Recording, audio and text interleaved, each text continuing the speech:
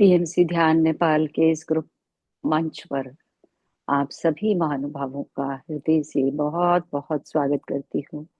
सभी को मेरा आत्मवंदन। अपने प्रिय गुरु ब्रह्म ऋषि पिता महापत्री जी, महाअवतार बाबा जी, सभी सदगुरु आध्यात्मिक और आराध्य गुरुओं को साष्टांग प्रणाम करते हुए आज का सत्र आरंभ करेंगे।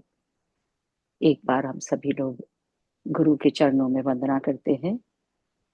गुरुर् ब्रह्मा गुरुर्विष्णु गुरुर्देवो महेश्वरा, गुरुर साक्षात परब्रह्म तस्मै श्री गुरुवे नमः। तस्मै श्री गुरुवे नमः। तस्मै श्री गुरुवे। और आज हम सभी लोग अपनी पुष्पा जी के साथ ध्यान भी करेंगे, और जैसा कि उन्होंने लास्ट वीक शुरू की है तुकाराम जी के बारे में बता रही है, तो उसका आनंद उठाएंगे और उससे ज्ञान लेंगे।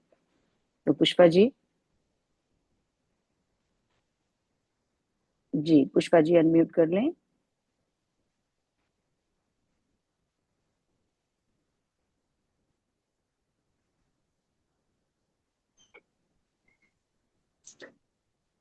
जय श्री कृष्णा मैम। राधे राधे।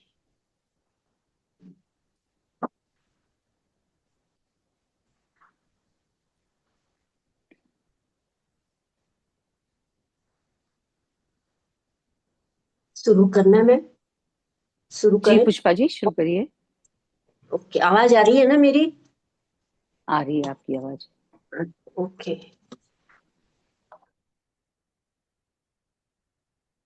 वक्रतुंड महाकाय सूर्यकोटि समप्रभ निर्विघ्नं कुरु मे देव सर्वकार्येषु सर्वदा।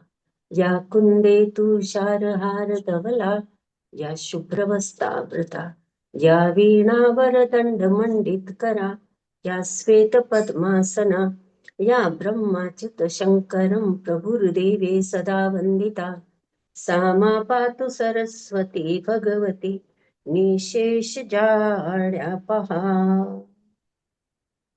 सभी दिव्य आत्माओं का आवाहन करती हूँ, आए और आगे का मेरा मार्गदर्शन करें। जो ध्यान और ज्ञान के अंदर मैं जो बोलूं सभी मेरी बातें समझे, माने और जाने। विठ्ठल विठ्ठल विठ्ठला, विठ्ठल विठ्ठल विठ्ठला, विठ्ठल विठ्ठल विठ्ठला। राम कृष्ण हरि पांडुरंगा, राम कृष्ण हरि पांडुरंगा, राम कृष्ण हरि पांडुरंगा। सभी को प्रणाम करते हुए जो जहां से पिछली बार छोड़ा था वहां से आगे से चालू करते हैं।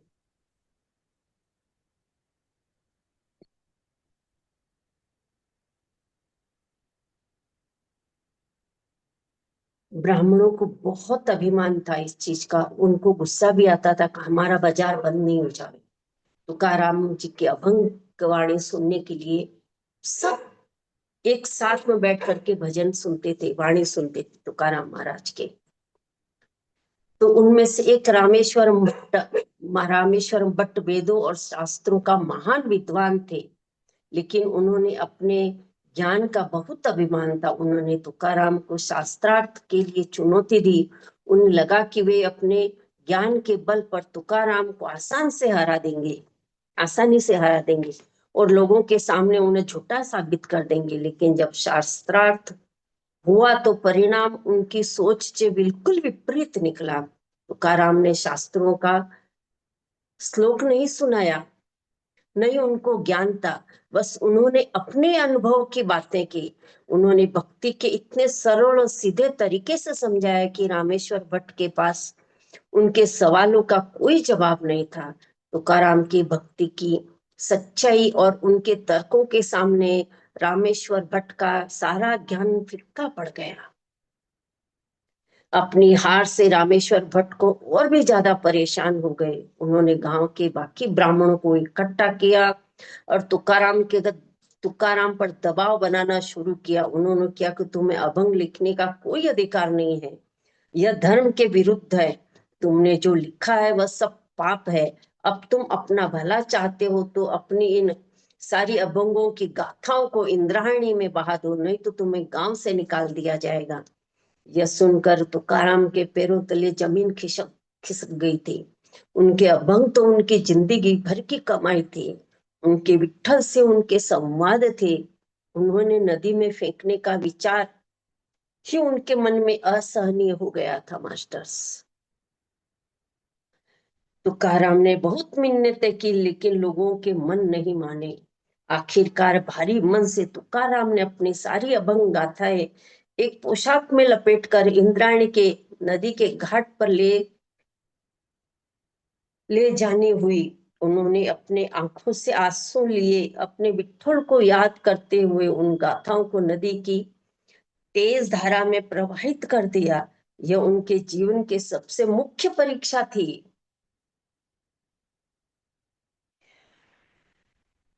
ईश्वर से यही प्रार्थना है, प्रभु परीक्षा लेना लेकिन परीक्षा में फेल नहीं करना अपने बच्चों को, बस।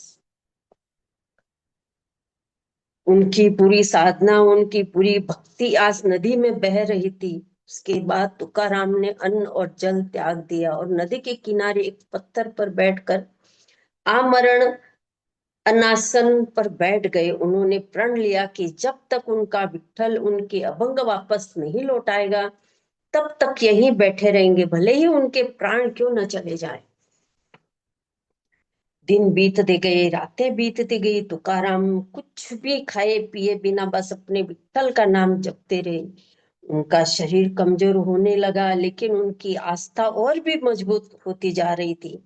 पूरे गांव में यह खबर आग की तरह फैल गई। कुछ लोग उनका मजाक बना रहे थे तो कुछ लोगों ने उनके लिए दुखी थे। 13 दिन बीत गए, तुकाराम की हालत बहुत खराब हो चुकी थी। ऐसा लग रहा था कि अब वे नहीं बचेंगे। क्या सच में तुकाराम ने अपने प्राण त्याग दिए, या फिर उनकी भक्ति में इतनी शक्ति थी कि उन्होंने प्रकृति के नियमों को भी बदल दिया? क्या उनकी अभंग गाथाएं उनको वापस मिली? ऐसा चमत्कार होने वाला था कि जिस पर आज भी यकीन करना मुश्किल होता है।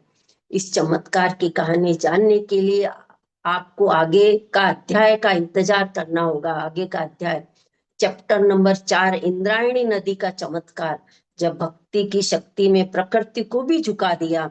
13 दिन और 13 रातें सोच कर देखिए, एक इंसान बिना अन्न और जल के नदी के किनारे पत्थर पर बैठा है। उसका शरीर सूख कर कांटा हो गया, आवाज गले में ही अटक गई, लेकिन आंखों में इंतजार है और दिल में अटूट विश्वास। विश्वास अपने पांडुरंग रंग पर, अपने विठ्ठल पर। संत तुकाराम महाराज अपनी अभंग गाथाओं को नदी में प्रवाहित करने के बाद बस एक ही रट लगाए हुए थे, विठ्ठल विठ्ठल विठ्ठल विठ्ठल। उनके लिए अब जीवन और मृत्यु में कोई फर्क नहीं रह गया था। या तो उनका विठ्ठल उनकी भक्ति की लाज रखेगा या फिर उसे अपने पास ही बुला लेगा।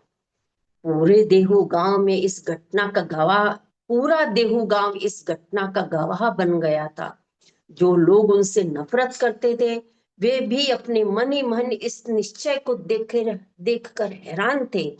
उनकी पत्नी जीजाबाई छिप छिप कर उनके लिए खाना लाती थी, लेकिन तुका महाराज ने किसी चीज को हाथ तक नहीं लगाते थे। उनकी आंखों के सामने बस एक दृश्य घूम रहा था, जब उन्होंने अपने सालों की मेहनत, अपने दिल के टुकड़ों को, तेरे दिन तेरे रात थी और चारों तरफ घोर अंधेरा था, तुकाराम की चेतना लगभग लुप्त हो चुकी थी।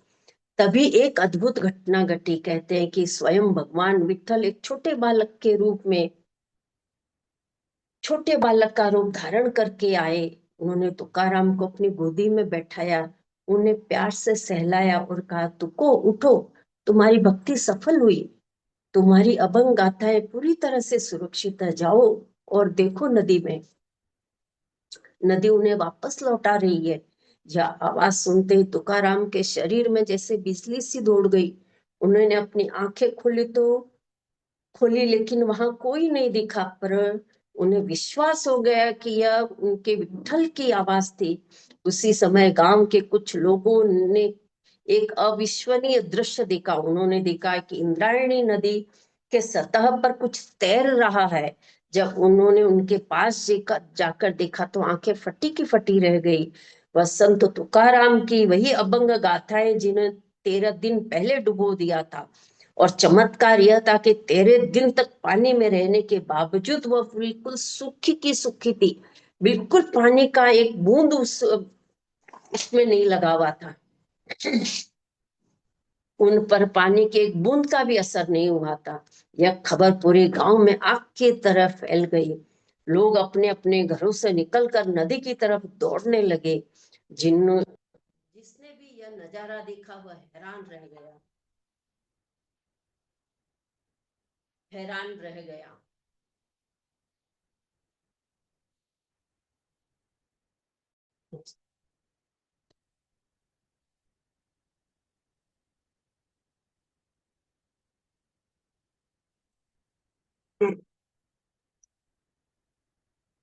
जिसने भी यह नजारा देखा हैरान रह गया। यह सच्चा साक्षात चमत्कार था। यह तुकाराम की भक्ति की जीत थी। यह इस बात का प्रमाण था कि अगर सच्ची भक्ति हो तो भगवान को भी अपने भक्तों के लिए प्रकृति के नियमों को बदलना ही होता है। रामेश्वर भट्ट और दूसरे ब्राह्मण जिन्होंने तुकाराम को यह सब करने को मजबूर किया था, वे भी इस शर्म से पानी पानी हो गए।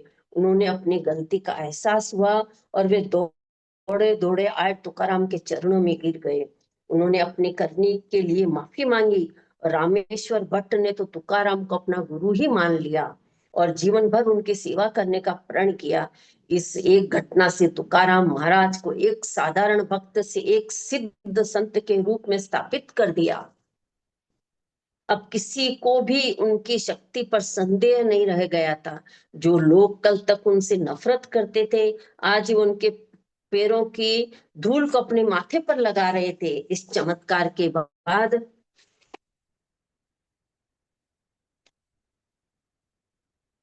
संत तुकाराम की ख्याति चारों दिशाओं में फैल गई। दूर दूर से लोग दर्शन के लिए और उनके कीर्तन सुनने के लिए आने लगे। लेकिन इस प्रसिद्धि का तुकाराम पर कोई असर नहीं हुआ। पहले जैसे ही सरल और विनम्र बने रहे।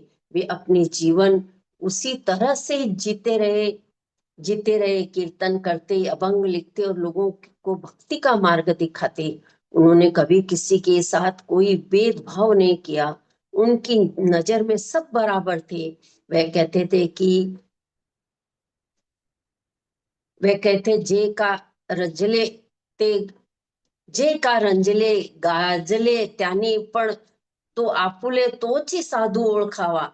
जो कितना भी रंजो कितना भी गाजो, लेकिन जो सरल व सहज है वही साधु वही संत है। यही आपको ओळखावा मतलब उसे पहचान होती है संत की। देवतेची जानावा तोची अर्थ तोच दुखी ग्रसित लोगों को अपना समझना। वही सरल स्वभाव उनका दुखी और ग्रसित लोगों को देखा और उनको अपना समझता है। उसी को सच्चा साधु सच्चा संत समझना चाहिए। भगवान भी वही निवास करते हैं। उनके जीवन का हर पर हर क्षण मानवता की सेवा और ईश्वर की भक्ति में समर्पित था। उन्होंने अपने जीवन से यह साबित कर दिया था कि संत बनने के लिए विशेष कुल में जन्म लेने या गेरुआ वस्त्र धारण करना भी जरूरी नहीं है। संत तो वह होता जिसके मन में पवित्र हो, जिसका मन पवित्र हो, जिसके दिल में सबके लिए प्रेम हो और जिसकी आत्मा ईश्वर से जुड़ी हुई हो। इस घटना ने ना तो केवल तुकाराम के विरोधियों को उनका अनुयायी बना दिया, बल्कि आम जनता के मन में भी भक्ति की एक नई लहर पैदा हो गई। लोगों को यह विश्वास हो गया कि अगर वे तुकाराम की तरह सच्ची भक्ति करे तो ईश्वर उनकी भी जरूर सुनेगा। तुकाराम महाराज ने लोगों को किसी जटिल पूजा पद्धति में नहीं उलझाया। उन्होंने तो बस एक सीधा साधा रास्ता दिखाया। भगवान का नाम जपो, अच्छे कर्म करो, हर जीव से प्रेम करो। उनका दर्शन बहुत ही व्यवहारिक था। वे कहते थे कि भगवान को पाने के लिए घर परिवार छोड़कर जंगल में जाने की जरूरत नहीं है। आप ग्रस्त में रहते हुए भी अपनी सारी जिम्मेदारियां निभाते हुए भी ईश्वर को पा सकते हैं। जैसे अभी जो चालू है ना अपना ध्यान नेपाल का, वो इसी से ही मिलता जुलता है मैम।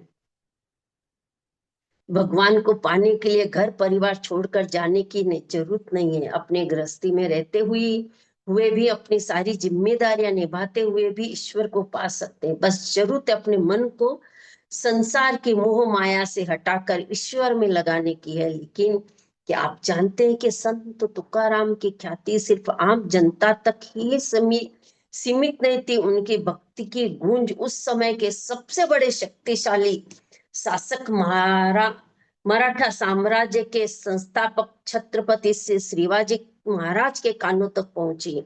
आखिर क्या हुआ जब इन दो महान आत्माओं का मिलन हुआ? क्या शिवाजी महाराज भी तुकाराम जी के भक्त बन गए? ये ऐसा प्रसंग है जिसे इतिहास के पन्नों में सुनहरे अक्षरों में दर्ज है। इस अद्भुत मिलन की कहानी हम जानेंगे अगले अध्याय में, चैप्टर नंबर 5, छत्रपति शिवाजी महाराज से भेंट। जब भक्ति और शक्ति का मिलन हुआ, जब एक संत और एक ख्याति फैली, उसकी सुगंध हवाओं में धुल गई, दूर दूर तक पहुंचती है। संत तुकाराम महाराज की भक्ति, उनके चमत्कार और उनके सर्व उपदेशों की चर्चा अब सिर्फ देहू या पुणे तक ही सीमित नहीं थी, बल्कि पूरे महाराष्ट्र में फैल चुकी थी। ये वही दौर था जब महाराष्ट्र की धरती पर एक नया सूरज उदय हो गया था। एक ऐसा योद्धा जो मुगलों के अत्याचारों से अपनी प्रजा को मुक्त कराने और एक हिंदवी स्वराज की स्थापना करने का सपना देख रहा था। जी हाँ, हम बात कर रहे हैं उस महान छत्रपति शिवाजी महाराज की। शिवाजी महाराज न केवल एक वीर योद्धा और कुशल शासक भी थे, बल्कि वे बहुत ही धार्मिक और संतों का आदर करने वाले व्यक्ति थे। जब उन्होंने तुकाराम महाराज की कीर्ति के बारे में सुना, उनके मन में उनसे मिलने की इच्छा तीव्र जागृत हुई। वे जानना चाहते थे कि आखिर इस संत में ऐसी क्या बात है जो लोग इतने दीवाने हैं। कहा जाता है कि शिवाजी महाराज संत तुकाराम की कीर्तन में शामिल होने के लिए वेश बदल कर जाया करते थे कि राजा जा नहीं सकता था अपने नॉर्मल रूम में, इसलिए वेश बदल कर जाया करते थे। आम लोगों के बीच में बैठकर घंटों तक उनके अभंग सुनते और उनकी भक्ति में डूब जाते थे। तुकाराम के सरल शब्दों में उन्हें अपने जीवन के उद्देश्य की झलक मिलती थी। तुकाराम की बातें उन्हें धर्म और कर्तव्य का बोध कराती थी। शिवाजी महाराज तुकाराम महाराज से इतने प्रभावित हुए कि उन्होंने तुकाराम को अपना गुरु मानने का निश्चय किया। एक दिन शिवाजी महाराज अपने सैनिकों और पूरे राजसी ठाट बाट के साथ देहू पहुंचे। उन्होंने अपने साथ सोने चांदी हीरे जवाहरात और बहुत सारी कीमती उपहार भी लाए थे। वे उन सभी उपहारों को संत तुकाराम के चरणों में अर्पित करना चाहते थे। जब तुकाराम महाराज ने देखा कि शिवाजी महाराज खुद उनसे मिलने आए हैं, तो उन्होंने उनका बहुत आदर सत्कार किया। लेकिन जब शिवाजी महाराज ने वे कीमती उपहार उनके सामने रखे, तो तुकाराम ने उन्हें स्वीकार करने से विनम्रता पूर्वक मना कर दिया। तुकाराम महाराज ने शिवाजी से कहा कि राजन, मेरे लिए सोना चांदी हीरे मोती ये सब मिट्टी के ढीले के समान है। मेरे लिए तो सबसे प्रमुख धन मेरे विट्ठल का नाम है। विट्ठल विट्ठल विट्ठल। आप ये उन सब गरीबों और जरूरतमंदों को बांट दीजिए जिन्हें इनकी आवश्यकता जरूरत है। यह सुनकर शिवाजी महाराज की आंखों में तुकाराम के लिए सम्मान और भी ज्यादा हो गया। उन्होंने आज तक ऐसा कोई इंसान नहीं देखा जिसे धन दौलत का इतना भी मोह न हो। शिवाजी ने तुकाराम से प्रार्थना की कि उन्हें अपना शिष्य बना ले और राजपाट चलाने के लिए उनका मार्गदर्शन करे। इस पर तुकाराम महाराज मुस्कुराए और उन्होंने शिवाजी से ये कहा, राजन, मैं तो एक फकीर हूँ। मेरा काम राजपाट चलाना नहीं, बल्कि लोगों को हरि का नाम सुनाना है। आपका जन्म एक विशेष उद्देश्य के लिए हुआ है। आप धर्म है इस धरती की आपका धर्म है इस धरती की, यहाँ की प्रजा की और यहाँ के धर्म की रक्षा करना। आप अपना राज धर्म निभाइए, वही आपकी सबसे प्रमुख भक्ति है। लेकिन शिवाजी महाराज इतनी आसानी से मानने वाले नहीं थे। वे राजपाट छोड़कर तुकाराम के साथ ही रहकर उनकी सेवा करना चाहते थे। तुकाराम महाराज ने जब शिवाजी की यह तीव्र इच्छा देखी तो उन्हें लगा कि अगर राजा ही विरक्त हो जाएगा तो प्रजा का क्या हाल होगा। तब उन्होंने शिवाजी महाराज को समझाया कि एक राजा का कर्म क्या होता है। उन्होंने कहा कि राजा धर्म निभाना भी, राज्य धर्म निभाना भी एक प्रकार की भक्ति ही है। अपनी प्रजा को अपनी संतान समझना, उनके सुख दुख में उनका साथ देना और अन्याय के लिए संघर्ष, यही एक राजा का सच्चा धर्म है। आपको राजपाट छोड़ने की जरूरत नहीं है, बल्कि राजपाट में रहते हुए धर्म का पालन कीजिए, कहते हैं कि इसके बाद तुकाराम ने शिवाजी महाराज के समर्थ गुरु रामदास के पास जाने का सुझाव दिया। ओके, ये समझ में आया।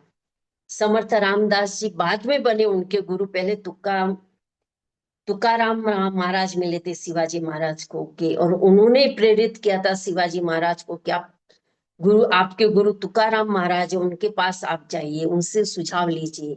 उन्होंने कहा कि समर्थ रामदास ही आपके राजधर्म के सही शिक्षा और आध्यात्मिक मार्गदर्शन दे सकते हैं। तुकाराम महाराज के कहने पर शिवाजी महाराज समर्थ रामदास से मिले और उन्हें अपना गुरु बनाया। यह भेंट सिर्फ दो व्यक्तियों के मिलने का नहीं था, यह भक्ति और शक्ति का मिलन था। एक तरफ संत तुकाराम थे जो लोगों को आध्यात्मिक शक्ति दे रहे थे, और दूसरी तरफ छत्रपति शिवाजी महाराज थे जो लोगों को राजनीतिक और सैन्य शक्ति प्रदान कर रहे थे। इन दोनों ने महान आत्माओं का एक ही लक्ष्य था, महाराष्ट्र की जनता का कल्याण। इस घटना के बाद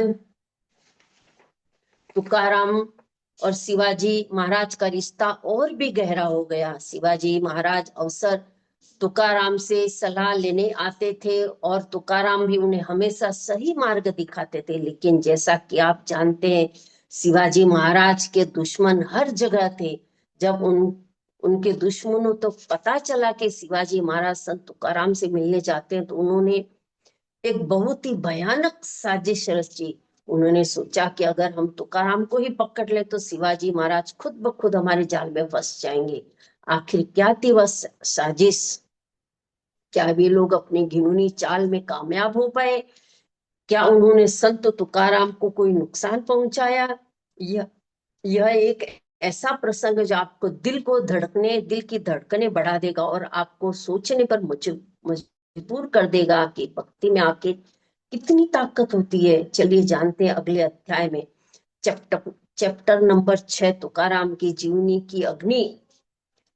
तुकाराम के जीवन की अग्नि परीक्षाएं। जब विरोधियों ने हर सीमा लांघ दी, संत तुकाराम महाराज का जीवन फूलों की सेज नहीं था, बल्कि कांटों से भरा एक पथ था जिस पर उन्होंने हर कदम कदम पर परीक्षा देनी हुई। जैसे जैसे उनकी ख्याति अधिक हो रही थी, वैसे वैसे उनके दुश्मनों की संख्या भी अधिक होती जा रही थी। सही बात है। यह दुश्मन सिर्फ धार्मिक कट्टरपंथी नहीं थे, बल्कि वे लोग भी थे जो तुकाराम की शिवाजी महाराज के निकटता पसंद नहीं थी। वे जानते थे कि तुकाराम शिवाजी की सबसे बड़े प्रमुख आध्यात्मिक शक्ति है। अगर तुकाराम को ही रास्ते से हटा दिया जाए तो शिवाजी को तोड़ना आसान हो जाएगा। ये मुगल लोगों का काम था। इसलिए उन्होंने तुकाराम को खत्म करने की साजिशें रची। एक बार की बात है, जब तुकाराम महाराज लोह गांव में कीर्तन कर रहे थे, शिवाजी महाराज भी उस कीर्तन में शामिल होने वाले थे। उनके दुश्मनों को यह खबर मिल गई। उन्हें तुकाराम और शिवाजी महाराज दोनों को एक साथ खत्म करने की योजना बनाई। उन्होंने अपने सैनिकों को भेजकर कीर्तन की जगह चारों तरफ घेर लिया। कीर्तन चल रहा था, तुकाराम अपनी भक्ति में लीन अभंग गा रहे थे। तभी अचानक दुश्मनों ने हमला किया। चारों तरफ अफरा तफरी मच गई। लोग अपनी अपनी जान बचाने के लिए इधर उधर भागने लगे, लेकिन तुकाराम महाराज अपनी जगह शांत बैठे थे। वे उसी तल्लीनता से अपने कीर्तन कर रहे थे जैसे कुछ हुआ ही न हो। उनकी आंखों में डर का कोई भाव नहीं था। शिवाजी महाराज ने जब देखा तो तुकाराम की रक्षा के लिए आगे आए, लेकिन तभी एक चमत्कार हुआ। कहते कि स्वयं भगवान विठ्ठल ने शिव जी का रूप धारण कर लिया। एक नहीं बल्कि सैकड़ों शिव जी वहां प्रकट हो गए और दुश्मनों से युद्ध करने लगे। दुश्मन ये देख कर रह गए, हैरान रह गए। उनकी समझ में नहीं आया कि इतने सारे शिवजी कहाँ से आ गए और असली शिवजी कौन है। वे बुरी तरह से डर गए और वहां से दुम दबाकर भाग खड़े हुए। जब सब कुछ शांत हुआ तो लोगों ने देखा कि तुकाराम महाराज उसी तरह शांत भाव से कीर्तन कर रहे थे। ऐसे दृढ़ विश्वास होना चाहिए भगवान, ऐसी दृढ़ विश्वास और दृढ़ श्रद्धा। सही बात है। इस घटना ने लोगों के मन में तुकाराम की भक्ति और शक्ति दोनों को ही निश्चय कर लिया, लेकिन उनके विरोधियों ने हार नहीं मानी। वे तुकाराम को अपमानित करने और उन्हें झूठा साबित करने में कोई भी मौका नहीं छोड़ते थे। एक बार मुमबाजी नामक एक दुष्ट व्यक्ति ने तुकाराम से बहुत जलता था। वह मुमबाजी नामक एक दुष्ट व्यक्ति जो तुकाराम से बहुत जलता था, बहुत ही घिनौनी हरकत की। जब तुकाराम कीर्तन कर रहे थे तो मुमबाजी ने कांटों की सेज बिछाई। कांटों की सेज बिछाई, उस पर जाकर लेट गया। उसने लोगों से कहा कि अगर तुकाराम सच्चा भक्त है तो उन्हें इस कांटों पर चलकर मेरे पास आना होगा। ओह, मुमबाजी ने कांटों की सेज बिछाई और उस पर जाकर लेट गया। उसने लोगों से कहा कि अगर तुकाराम सच्चा भक्त है तो उसको इन कांटों पर चलकर मेरे पास आना होगा। उसका मकसद तुकाराम को चोट पहुंचाना और लोगों के सामने उसे नीचा दिखाना था। जब तुकाराम ने यह देखा और मुस्कुराए, उन्होंने अपने विठ्ठल को याद किया और बिना किसी हिचकिचाहट से उन कांटों पर चलना शुरू कर दिया। लोगों की सांसें रुक गई यह दृश्य देख करके। लेकिन चमत्कार तो तब भी हुआ जब तुकाराम के पैरों से ही कांटे, जैसे ही जैसे ही पैर पैर जैसे कांटों पर गए वैसे कांटे फूल में बदल गए। यह देखकर मुमबाजी की आंखें फटी की फटी रह गई। वह शर्मिंदा होकर तुकाराम के चरणों में गिर गया और उनसे माफी मांगने लगा। तुकाराम ने उसे भी माफ कर दिया, लेकिन उनके मन में किसी के लिए कोई द्वेष ही नहीं था। उनकी पत्नी जीजाबाई भी उनके लिए एक परीक्षा से कम नहीं थी। वे स्वभाव से बहुत ही कर्कश थी और संसारिक थी। उन्हें तुकाराम का दिन रात भजन कीर्तन करना बिल्कुल पसंद नहीं आता था। वे चाहते थे कि तुकाराम फिर से व्यापार करे और घर परिवार पर ध्यान दे। वे अक्सर तुकाराम को भला और बुरा कहते, उनका अपमान करते, लेकिन तुकाराम कभी पलट कर उन्हें कुछ नहीं कहते थे। वे शांत भाव से सब कुछ सह लेते थे। एक बार की बात है, बहुत जबरदस्त है, मैं बहुत जबरदस्त है ये। एक बार की बात है, तुकाराम गन्ने के खेत से गुजर रहे थे। खेत के मालिक ने उन्हें कुछ गन्ने दिए। जब वे उन गन्नों को लेकर घर जा रहे थे, रास्ते में उनसे जो भी गरीब बच्चा मिलता उन्हें एक एक गन्ना बांट देते थे। जब वे घर पहुंचे तो उनके पास सिर्फ एक ही गन्ना बचा था। ये देखकर जीजाबाई आग बबूल हो गई। उन्होंने तो उन्हें तुकाराम की तुकाराम उन्हें लगा कि तुकाराम ने सारे गन्ने दे दिए होंगे और पैसे कहीं उड़ा दिए होंगे। गुस्से में उन्होंने वह गन्ना छीना और तुकाराम की पीठ पर दे मारा। गन्ना टूट के दो भाग हो गया, लेकिन तुकाराम के मुंह से उफ तक नहीं निकली। बहुत बड़ी जबरदस्त चीज है। इसीलिए तो वे संत थे बाबा। वे मुस्कुराए, बोले अवली तुमने बहुत अच्छा किया। मुझे इस गन्ने को दो भाग करने में मुश्किल हो रही थी। अब हम दोनों एक एक भाग खा लेंगे। बताइए। मैं यह सुनकर जीजाबाई को अपनी गलती का एहसास हुआ और वे रोने लगी।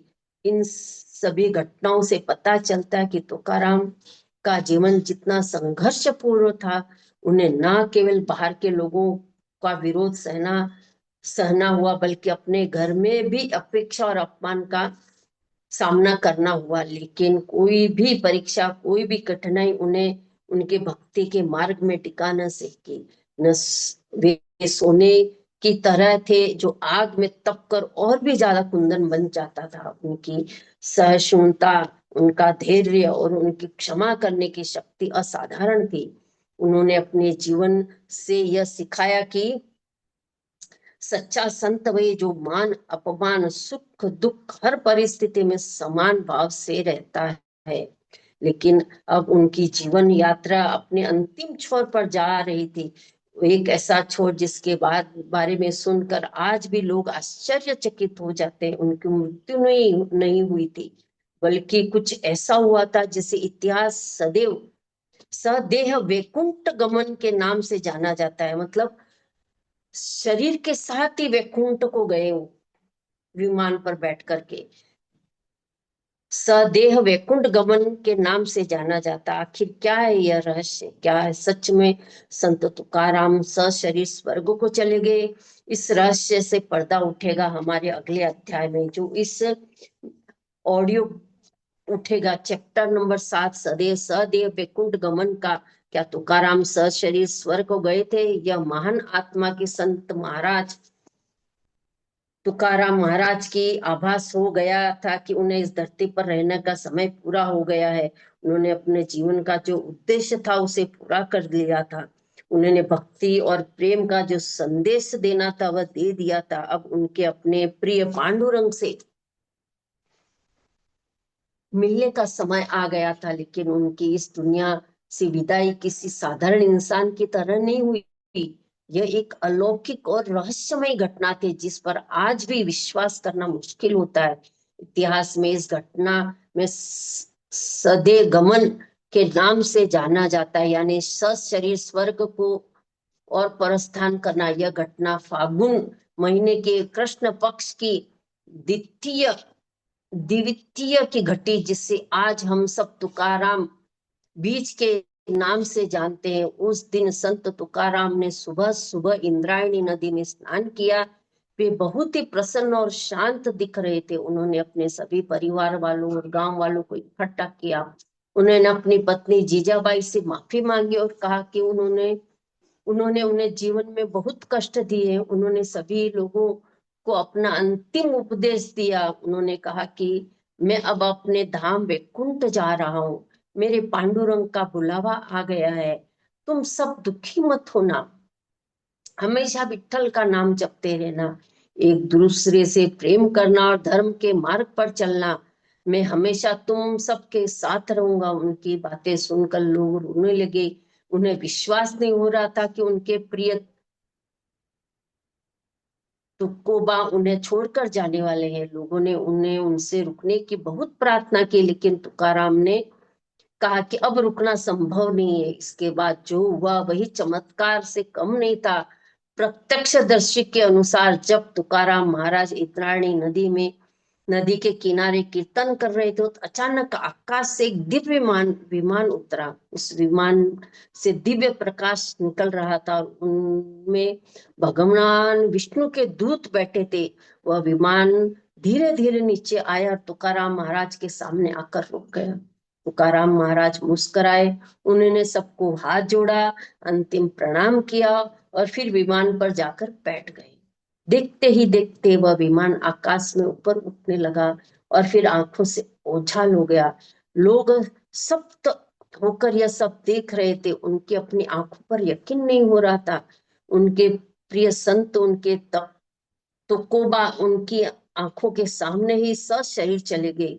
इस घटना के बाद पूरे इलाके में हाहाकार मच गया। लोगों को विश्वास नहीं हो रहा था कि ऐसा भी कुछ हो सकता है। कल कुछ आधुनिक इतिहासकार और तर्कवादी लोग इस घटना पर संदेह करते हैं। उनका मानना है हो सकता है कि तुकाराम महाराज के दुश्मनों ने उनकी हत्या करके उनके शरीर को कहीं गायब कर दिया हो, या बाद में यह कहानी बना दी गई ताकि कोई विद्रोह ना हो। कुछ लोग यह भी कहते हैं कि हो सकता है तुकाराम महाराज ने जल समाधि ले ली हो, यानी वे खुद ही इंद्रायणी की नदी में विलीन हो गए हो। लेकिन जो लोग तुकाराम महाराज पर अगाध श्रद्धा रखते थे वे इन तर्कों को नहीं मानते।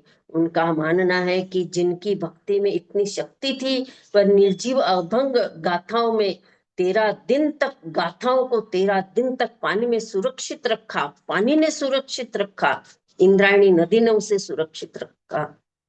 उसके लिए सशरीर वैकुंठ जाना कोई महत्वपूर्ण बात नहीं है। वे कहते कि इस घटना के गवाह सिर्फ एक या दो नहीं बल्कि हजारों लोग थे। अगर यह झूठ होता तो इसका इतना व्यापार प्रचार कभी नहीं होता। सच जो भी होता है, एक बात तो तय है कि संत तुकाराम महाराज की आज भी अपने अभंगों के रूप में, अपने विचारों के रूप में और वारकरी संप्रदाय के परंपरा के रूप में हमारे बीच में जीवित है। उनका शरीर भले ही इस दुनिया से चला गया हो, लेकिन उनकी आत्मा आज भी कोई लाखों लोगों को प्रेरणा दे रही है। उनकी आत्मा मतलब उनकी गाथाएं, अभंग लाखों लोगों को, करोड़ों लोगों को प्रेरणा दे रही है। देव में आज भी वह स्थान मौजूद है जहां से तुकाराम महाराज ने वैकुंठ के लिए प्रस्थान किया था। इस साल तुकाराम के बीच के दिन लाखों श्रद्धालु इकट्ठा होते हैं और अपने प्रिय संत को याद करते हैं। वे उस चमत्कार को याद करते हैं जो भक्ति की शक्ति का सबसे प्रमुख प्रमाण है। यह घटना हमको यह सोचने पर मजबूर करती है, क्या हमारी सोच और हमारा विज्ञान की पहुंच से परे कोई भी दुनिया है? क्या भक्ति में सच में इतनी शक्ति होती है? वह मृत्यु पर भी विजय प्राप्त कर सकती है। यह एक ऐसा रहस्य है जिसका जवाब शायद ही हमें कभी ना मिले, लेकिन यह रहस्य संत तुकाराम महाराज को और भी महान और पूजनीय बना देता है। लेकिन क्या आप सामाजिक और आध्यात्मिक क्रांति को जन्म दिया कि यह हम जान लेंगे अगले अध्याय के चैप्टर नंबर 8, वारकरी संप्रदाय और तुकाराम की विरासत। एक ऐसी परंपरा जो आज भी जीवित है। संत तुकाराम महाराज भले ही इस दुनिया में सशरीर चले गए, लेकिन उनके पीछे एक ऐसी अमोल विरासत छोड़ गए जो आज भी सदियों के बाद भी उनकी प्रोसेसिंग और जीवंत है। यह विरासत है उनके अभंगों की, उनके विचारों की और उनके सबसे अधिक वारकरी संप्रदाय की। वारकरी संप्रदाय महाराष्ट्र का एक बहुत ही अनूठा और प्राचीन भक्ति आंदोलन है। वारी का मतलब होता है तीर्थ यात्रा और करी का मतलब होता है करने वाला, तीर्थ यात्रा करने वाला। वारकरी वह है जो हर साल पंढरपुर की यात्रा पर जाता है।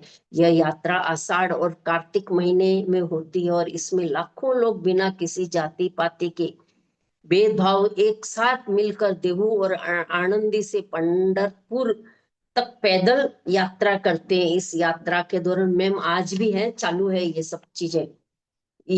इस यात्रा के दौरान संत तुकाराम और संत ज्ञानेश्वर के अभंग गाए जाते हैं, नाचते हैं, ज्ञानोबा तुकाराम के जय जयकारे लगते हैं। यह दृश्य इतना अद्भुत और भक्तिमय होता कि उसके शब्दों में बयान नहीं किया जा सकता। वारकरी संप्रदाय की नींव संत ज्ञानेश्वर और संत नामदेव जैसे महान संतों ने रखी थी, लेकिन उसे घर घर पहुंचाने का, उसे एक जन आंदोलन बनाने का श्रेय संत तुकाराम महाराज जी को ही जाता है। तुकाराम के अभंग इस संप्रदाय की आत्मा है और उनके सरल और सीधे सादे शब्द लोगों के दिल में आसानी से उतर जाते हैं और उन्हें भक्ति मार्ग पर चलने की प्रेरित करते हैं।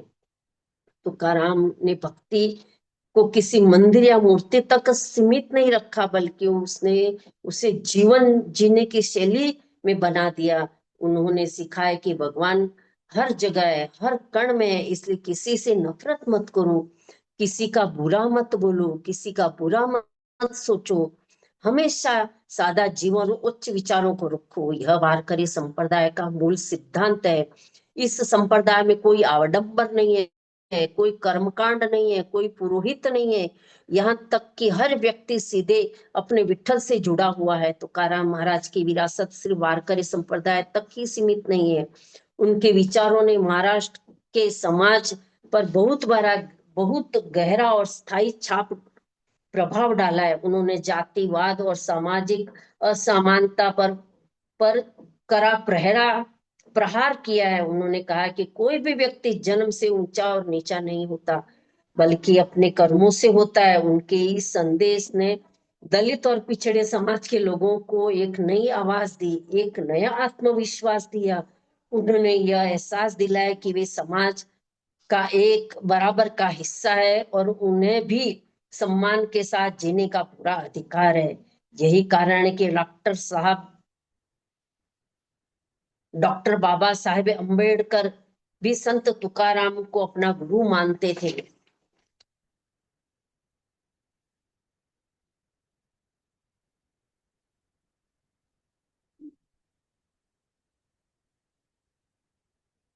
अनमोल धरोहर माने जाते हैं उनका तुकाराम गाथा, एक ऐसा ग्रंथ जो जिसे महाराष्ट्र में गीता और ज्ञानेश्वरी के बराबर का सम्मान दिया जाता है।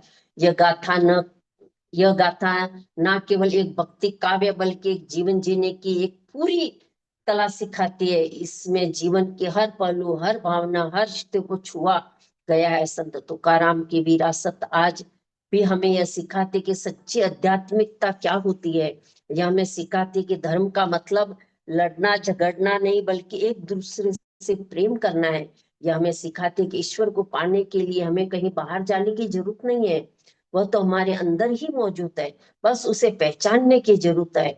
आज जब हमारा समाज तनाव, नफरत और दिखावे की जिंदगी जी रहा है, तब संत तुकाराम महाराज के विचार और भी ज्यादा प्रासंगिक हो जाते। उनकी सादगी, उनकी सच्चाई और उनकी निस्वार्थ भक्ति हमें एक सही और शांतिपूर्ण पूर्ण जीवन जीने की राह दिखाती है। लेकिन क्या आप जानना चाहेंगे तुकाराम के कुछ प्रसिद्ध अभंग कौन से, जिनका और उनका हमारे जीवन के लिए क्या संदेश है? अभंगों के माध्यम से उनके दर्शन और भी गहराई से समझने की कोशिश करेंगे।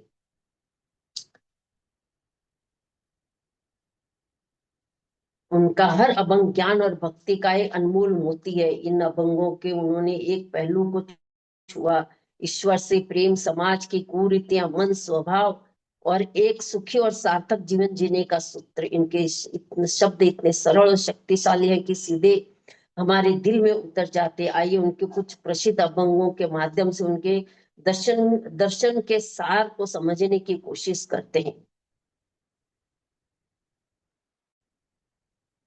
एक उनका बहुत ही प्रसिद्ध अभंग है उद्भंगे। सच्चे संत या साधु की परिभाषा बताते हुए कहते हैं कि सच्चा साधु वह नहीं जो गेरुआ पोशाक पहनता है या कोई कोई सारी बातें करता है। सच्चा साधु तो वह है जो समाज के दुखी, ग्रसित और वंचित लोगों को अपना समझता है, उनके दर्द को महसूस करता है और उनकी मदद करता है। और जहाँ ऐसा इंसान होता है, वहाँ साक्षात ईश्वर का वास होता है। यह अभंग हमें सिखाता है कि मानव की सेवा ही सबसे मुख्य पूजा है।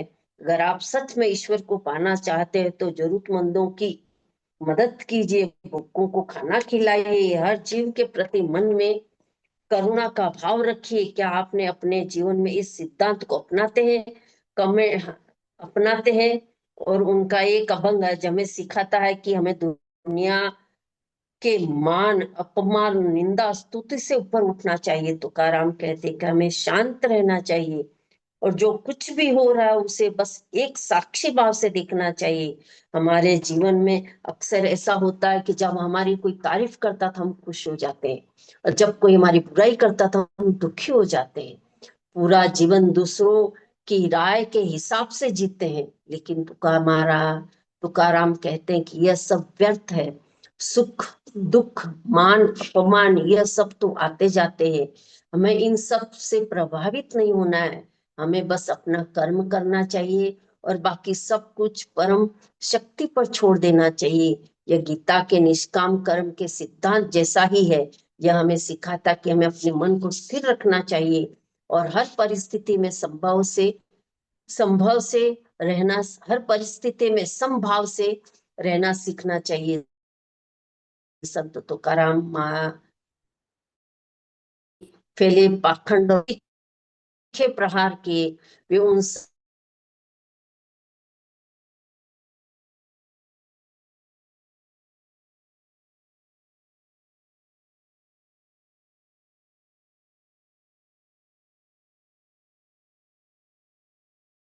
पुण्य करते हो। और हे लोगों, तुम इसी से स्वर्ग के सुख की इच्छा क्यों करते हो?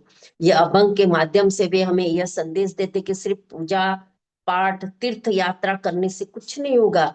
जब तक हम अपना मन पवित्र न हो, जब तक हम बुरे कर्म न करना छोड़े, तब तक हमें ईश्वर की प्राप्ति नहीं हो सकती। चाहे कितनी तीर्थ कर लो, कितनी यात्रा कर लो, सच्ची भक्ति का मतलब अपने मन को शुद्ध रखना। जय जय रघुवीर समर्थ। विठ्ठल विठ्ठल विठ्ठला, ओ माझा विठ्ठल पांडुरंगा। विठ्ठल विठ्ठल विठ्ठला, हो माझा विठ्ठल पांडुरंगा।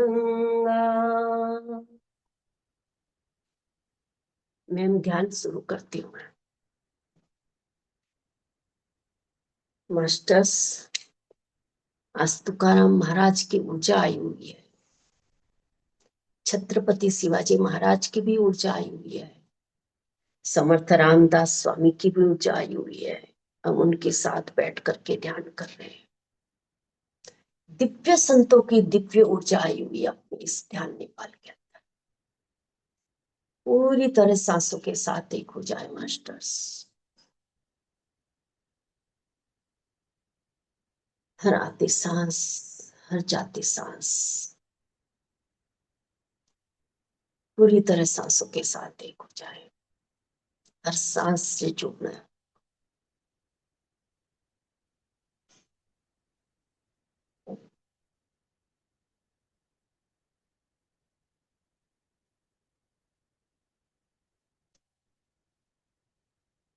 अपने ध्यान के अंदर तुकाराम महाराज की वो नदी में बह रहे पन्ने, अभंगों के पन्ने वो दिखाई दे रहे हैं। बस सांसों के साथ जुड़ना है अपने को। सांस आ रही है, सांस जा रही है, आती हुई सांस, जाती हुई सांस।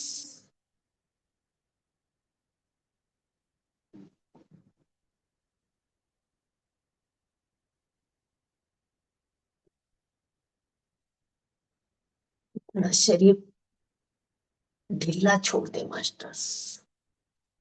अपने आप को पूरी तरह ढीला छोड़ दे, जैसे एक पत्थर की मूर्ति बैठी हुई है, बस वैसे बैठना है अपने को।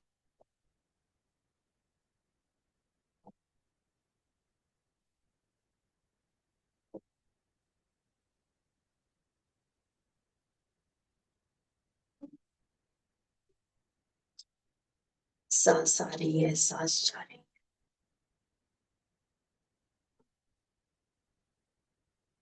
आती हुई सांस, जाती हुई सांस।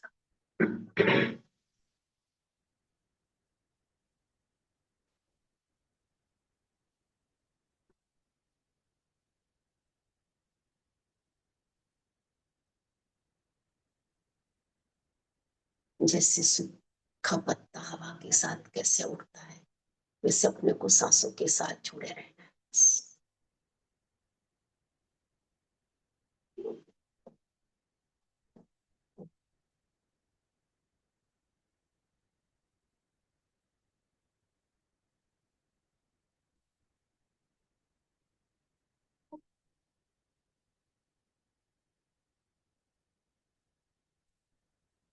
सांसों के साथ बहना है अपने को।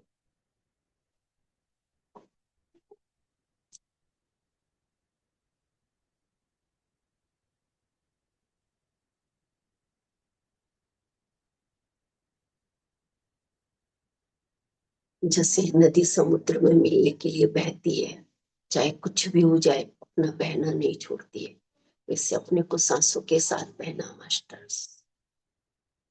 जब नदी समुद्र में मिल जाती है तो शांत हो जाती है। इसे अपने को पूरी तरह से सांसों के साथ एक होना है। जब आत्मा मिलन हो जाएगा तो अपने आप ही शांत हो जाएगा। बस पूरी तरह सांसों के साथ जुड़ना है।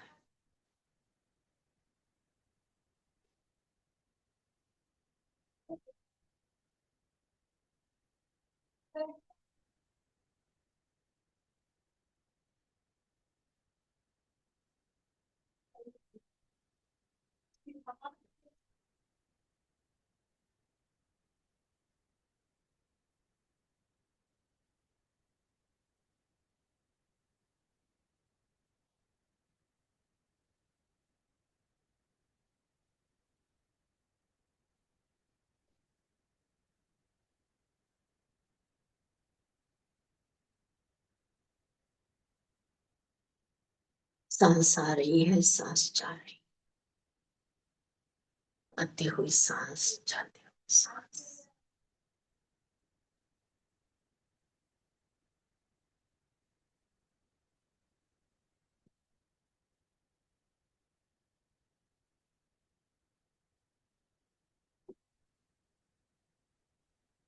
सांसों के साथ अपनी गहराई में उतर रहे मास्टर्स।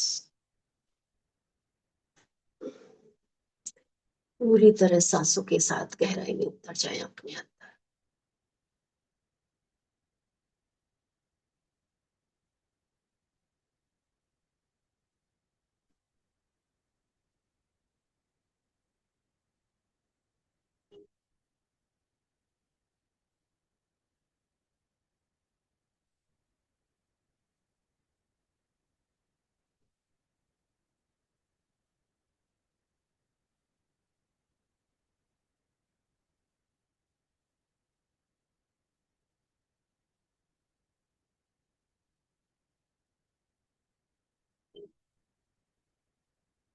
ये हुई सांस, जाती हुई सांस।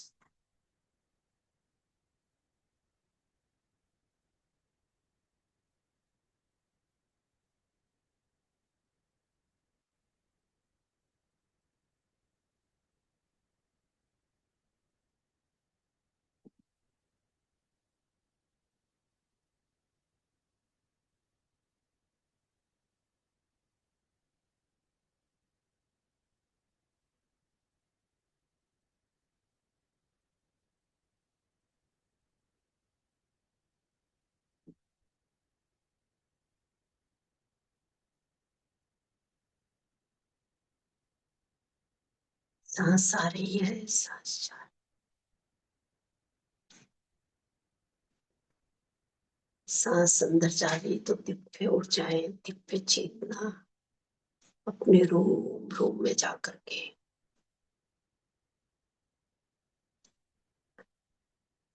एक एक बूंद के कतरे कतरे में अपने दिव्य परमात्मा के दिव्य ऊर्जा अपने अंदर जा रही है।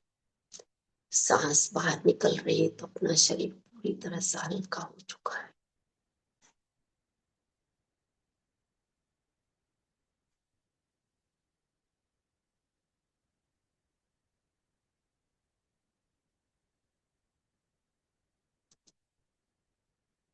और इस शरीर रूपी पेड़ की जड़ें निकल करके भू माता के चरणों में जाकर के उनसे लिपट चुकी है।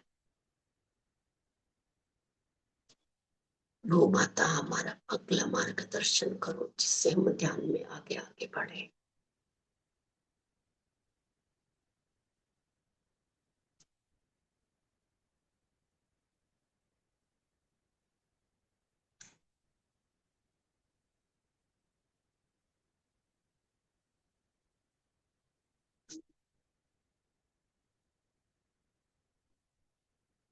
हर पल हर क्षण सांसों के साथ जुड़ना है मास्टर्स।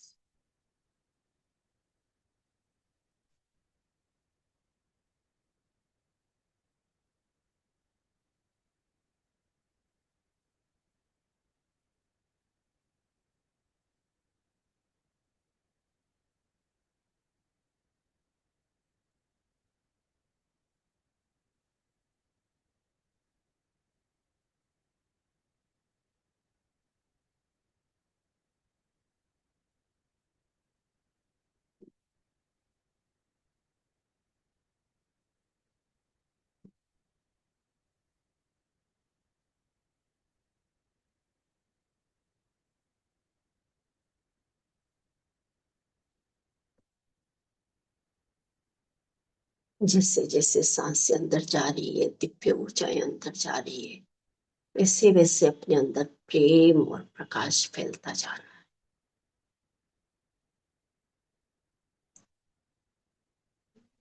जैसे जैसे प्रेम और प्रकाश फैल रहा है, अपनी ओरा के चारों तरफ प्रेम और प्रकाश फैल रहा है। जिस जगह पे अपन बैठे हैं वहां प्रेम और प्रकाश से परिपूर्ण हो चुकी है वो जगह। अब वहां से निकल के पूरे घर में प्रेम और प्रकाश फैल रहा है। जो जो भी घर के अंदर सदस्य हैं, जो बाहर से आते हैं घर में, इन सबके अंदर प्रेम और प्रकाश फैलता जा रहा है और सब आपस में मिलजुल कर प्रेम से रह रहे हैं।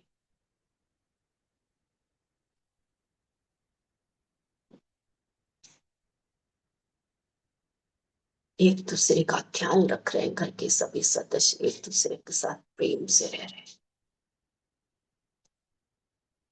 और ये प्रेम की ऊर्जा पूरे जहां जहां बैठे वहां वहां दूर दूर तक फैलती जा रही है, दूर दूर तक फैलती जा रही है और दूर, और जहां तक पृथ्वी वहां वहां तक की ऊर्जा प्रेम और प्रकाश फैलता जा रहा है मास्टर्स। और जिस जिसको प्रेम और प्रकाश की जरूरत है, वहां वहां ये प्रेम और प्रकाश वहां वहां पहुंचता जा रहा है। उन सबको संतुष्ट और प्रेम प्रकाश से परिपूर्ण कर वापस कई गुना बन करके अपने पास वापस आ रहा है। पेड़ पौधे, पक्षी, पशु पक्षी, जल के, नभ के और पृथ्वी के जितने भी जल तर नभ तर जितने भी पशु पक्षी, सब उन सब के पास प्रेम पहुंच रहा है, प्रेम और प्रकाश पहुंच रहा है। भद्राश्रम में भी प्रेम और प्रकाश पहुंच गया है, हॉस्पिटल में भी प्रेम और प्रकाश पहुंच चुका है, अनाथ आश्रम में भी प्रेम और प्रकाश पहुंच चुका है। सभी जगह प्रेम और प्रकाश पहुंच चुका है। सभी संतुष्ट और प्रेम और प्रकाश से परिपूर्ण हो चुके हैं।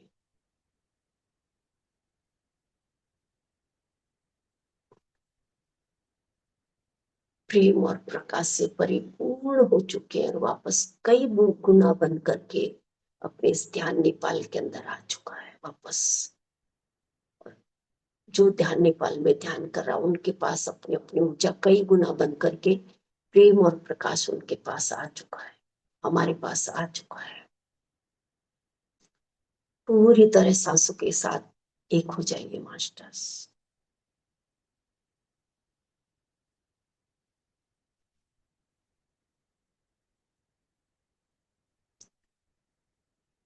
अब ये प्रेम और प्रकाश पूरे ब्रह्मांड में पहुंच रहा है, पूरे ब्रह्मांड।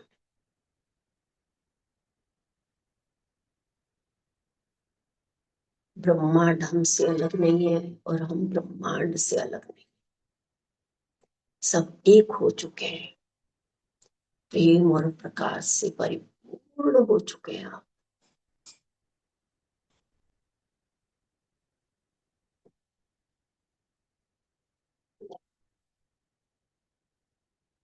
इतनी गैलेक्सी, अनेक ब्रह्मांड है, अनंत कोटि ब्रह्मांड है, इतने ब्रह्मांड है अपने को तो मालूम नहीं, लेकिन जितने भी ब्रह्मांड है वहां पे सबके पास एक प्रेम और प्रकाश पहुंच रहा है।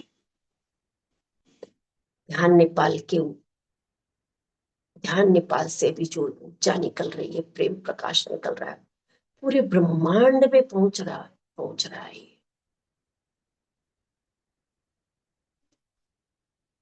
पूरे ब्रह्मांड को तृप्त कर रहा है।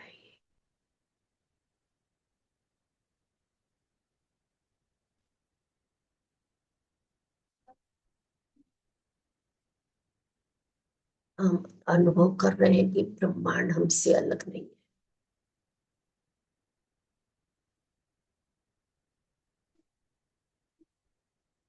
ब्रह्मांड अपने भीतर ही मौजूद है और ब्रह्मांड के भीतर हम मौजूद हैं। जिसके प्रेम गली अति सांकरी, जामे दो न समाए, हरि है मैं नाही, बस हरि ही हरि है। अपना वजूद नहीं, सिर्फ प्रेम और प्रकाश, प्रेम प्रकाश।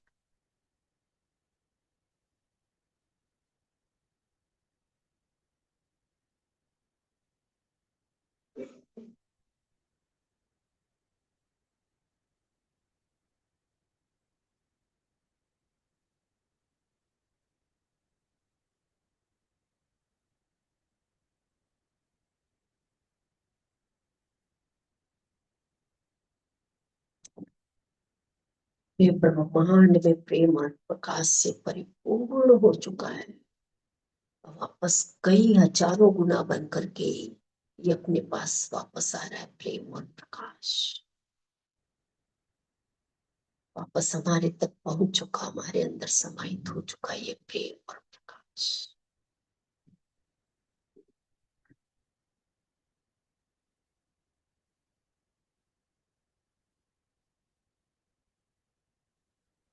पूरी तरह सांसों के साथ एक हो जाए मास्टर्स।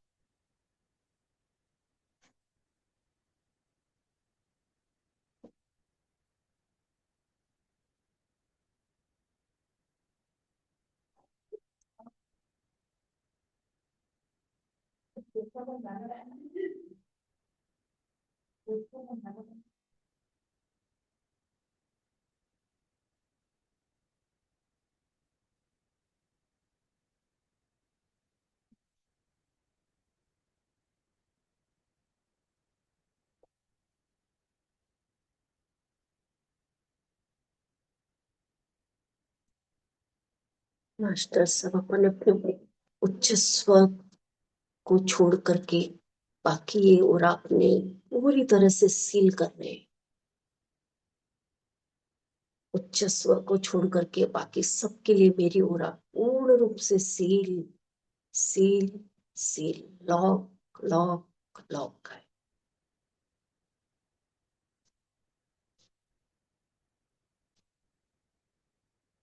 हे मेरे उच्च स्वर, मेरा आगे का भी मार्गदर्शन करना, जिस राह पर चल रहे हैं उस राह का मार्गदर्शन करना मेरे उच्च स्वर।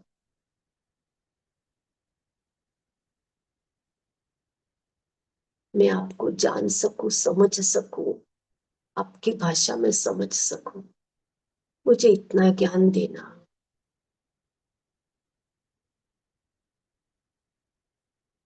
इतनी भक्ति देना, इतना ध्यान देना। आपसे यही प्रार्थना करती हूँ मेरे उच्च स्वर।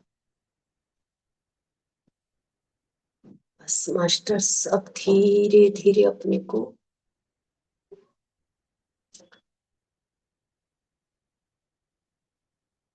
वापस लेकर आए संसार में। जिस कमरे में हम बैठे उस कमरे को महसूस करना है मास्टर्स।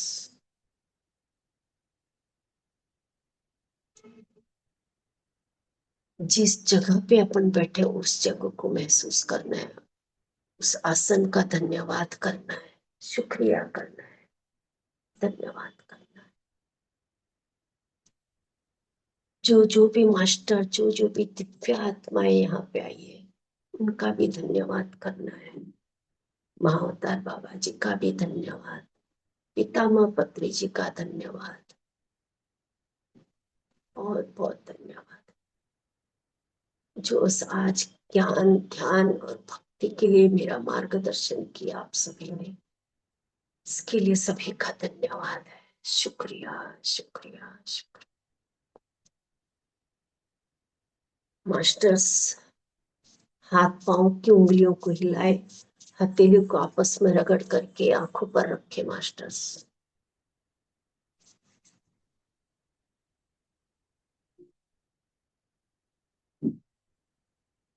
5 4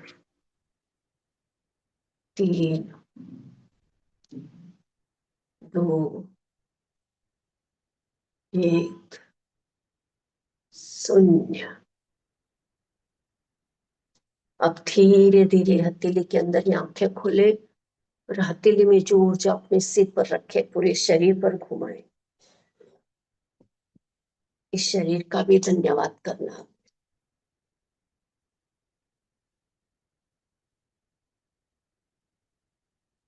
शुक्रिया।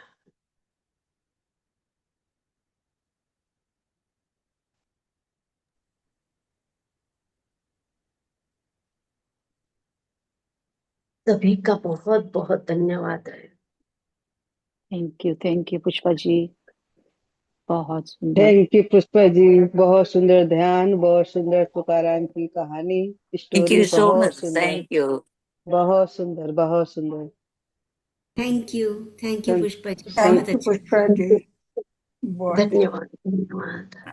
अपने अपने ग्रुप की ऊर्जा के साथ जुड़े हैं मैम, तो होना ही है, ये तो कोई बड़ी चीज नहीं है। जी ज्ञान और ध्यान दोनों बहुत अच्छा अपने लगा। बहुत हाँ, अच्छे ऊर्जा से, के साथ जुड़े, ग्रुप की ऊर्जा के साथ जुड़े हुए। बहुत सुंदर। सही में बहुत अच्छा था ध्यान, बहुत अच्छा था ध्यान। Thank you ji, thank you. Thank you. बहुत ही सुंदर।